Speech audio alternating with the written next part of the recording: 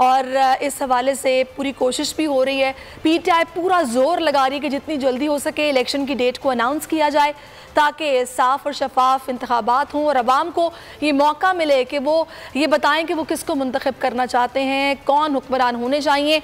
ये सारी सूरत हाल है। तो पीटीआई के जो कारकुनान हैं वो मुख्तलिफ इस वक्त पंडाल में पहुँच रहे हैं। शेख रशीद साहब ने हमें ज्वाइन किया, उनसे बात करते हैं। शेख साहब बताइएगा, आज आपकी क्या तवक्कुआत हैं?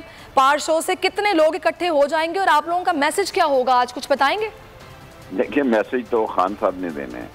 लोगों में तिल धरने की जगह नहीं होगी, स्टेडियम से बाहर होंगे। लोगों में इस हुकूमत की नाअहली और नालायकी की वजह से इमरान खान की मकबूलियत में बहुत इजाफा हो चुका है और ये अकल के अंधे हैं, बेवकूफ़ हैं, हर वो कदम उठाते हैं जिससे उनको फ़ायदा हो।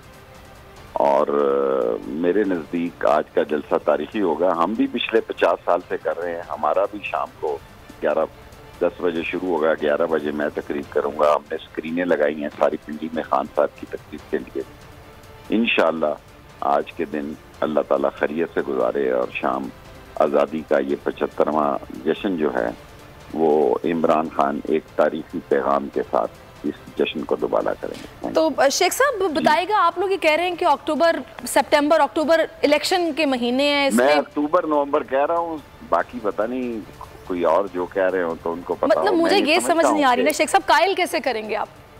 कायल हालात ऐसे हैं, मुल्क नहीं चल रहा इन पे। ऐसे ही इनको खुद भी कंबल छोड़ना चाहते हैं, ये खुद भी कंबल इन्हें नहीं छोड़ रहा। आप देखेंगे चश्मे ज़दन में हालात बदलेंगे और बेहतरी की तरफ जाएंगे और इंशाअल्लाह मुल्क में इलेक्शन होगा और फिर कौम जिसका फैसला करे वो हुक्मरानी करे।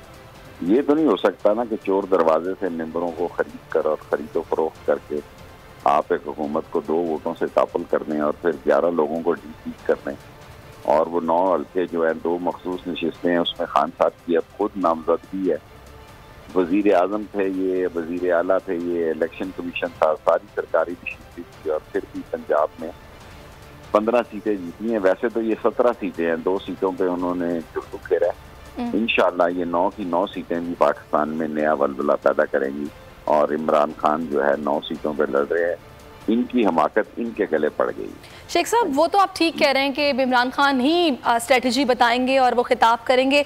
सियासी ऑप्शंस क्या हैं आप लोगों के पास, क्योंकि ये लोग तो भी इलेक्शन की तरफ आ ही नहीं रहे। मामूली सी और मासूमाना जो है वो एक ही अपील है, दरख्वास्त है कि इलेक्शन हो जाए। ये गलत हुआ है जो कुछ हुआ है और जिस मलबे तले ये दब गए हैं उस मलबे तले इनसे भी निकलने के लिए इनके लिए बेहतर मौका है। अभी और हालात ख़राब होंगे और गंदम की शॉर्टेज होगी, गैस की शॉर्टेज होगी, 9 रुपये आज बिजली के बढ़ा दिए हैं। तो ये सारी चीज़ें इनके गले पड़ रही हैं। ये इक़्तिदार के ज़ूम में बहुत ही अहमकाना फैसले कर रहे हैं और इनके गले पड़ेंगे और इंशाअल्लाह मैं अभी भी कायम हूँ कि अक्टूबर नवंबर में इलेक्शन हो जाएंगे। आखिरी सवाल शेख साहब, आखिरी सवाल, मुज़ाकरात कहा जा रहा है ऑन द टेबल हैं, क्योंकि इमरान खान इससे पहले कह चुके हैं कि हम इलेक्शंस के लिए बैठकर बात करने को तैयार हैं। कोई हो रही है बातचीत? मुझे बातचीत का तो ना हो रही है ना पता है, लेकिन इमरान खान का पहले दिन से एक ही स्टैंड है कि आप इलेक्शन की डेट दें, हम बातचीत करने को तैयार हैं। सही, बहुत शुक्रिया आपका शेख रशीद साहब। हम थे वो कह रहे हैं कि मैं अभी यही कह रहा हूँ कि अक्टूबर नवंबर इलेक्शन के महीने हैं और मैं अपनी इस बात पर कायम हूँ और इन्होंने जो हमारे लिए गड़ा खोदा था वो खुद इसमें गिर गए हैं और 9 की 9 सीटें इमरान खान की होंगी और उन्होंने कहा है कि हम बिल्कुल पुरुमीद हैं और जितनी जल्दी हो सकेगा इलेक्शन होंगे और पीटीआई क्लीन स्वीप करेगी, इसमें कोई शक नहीं है। सब्सक्राइब करें और बेल दबाएं ताकि कोई खबर रह न जाए।